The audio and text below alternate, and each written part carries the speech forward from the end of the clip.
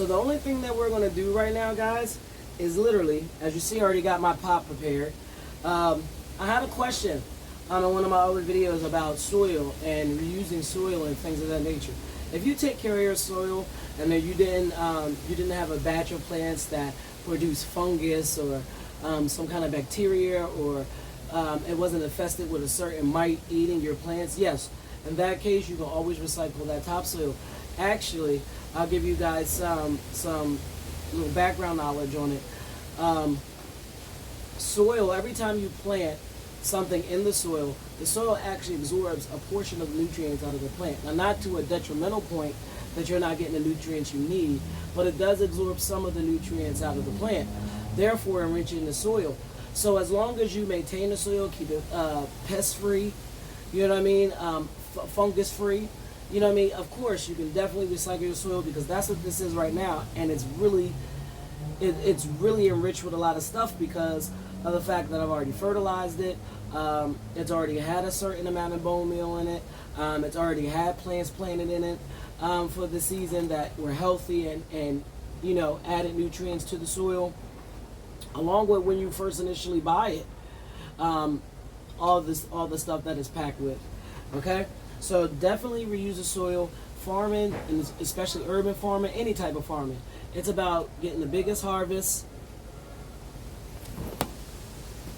Sorry guys, for some reason my camera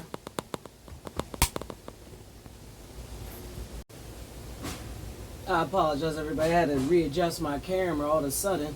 It started going haywire on it. But let's get back into it. Alright, so what we're going to do here, now that we have our soil, alright, now before I plant, one of the things I do want to point out is I leave about an inch open at the top of the pot. I do this because as the soil grows up, I do this with green peppers, tomatoes, I do this with a few plants. As it begins to grow up, I actually build the soil up around it, and what happens is, as the wind goes by and blows the plant and the actual stem of the plant gets stronger, the stem gets thicker. And as it grows up, you can actually build the topsoil up around it lightly and progressively. And once you do that, the more roots will come out of the stems, going into the soil and giving you a bigger harvest. That's why you guys see me do it. That's the purpose of it. Okay? So one thing you're going to do from this point is go about a ½ inch down into your topsoil. Now mind you, this is already loose, nice and loose. Alright? You always want it to be loose. You don't want it compacted. I'm only going to pick about 3 little seeds off of here. Alright? Put the rest back in there.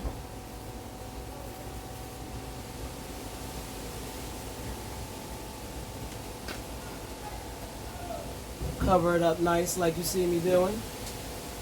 Okay? Of course I'm going to water this after I'm done. And you just want to keep it moderately watered. It could be in the sun. Green peppers are actually pretty tolerant, especially once they begin to mature. They're actually pretty tolerant to the sun. Young, you want to treat it like a spring or a fall plant. You know what I mean? Medium sun, full sun, but at medium speed. Sorry guys, the mosquitoes. I don't know what the deal is with the mosquitoes this year. And you want to just keep it moist. You know what I mean? It'll let you know. And as the time goes on with this green pepper, you'll see it grow. And this is something that you can really keep and winterize. I'm growing it indoors, so I'm going to have it for a very long time because of that fact. But even if you go outdoors, you can still winterize your green peppers and get something out of them the following season. It'll take about 70 days for me to harvest these green peppers, eat them, and now I got more seeds. Alright, I want to thank everybody for watching today. I want to thank everybody for all the recent TikTok support that I've been getting. And if you're not following me on TikTok, you should be. I'm Mr. Extraordinary 3.0. I'm a Philadelphia urban farmer. I'm in the Dell, aka Green Grow Guy, and I will definitely see you next time.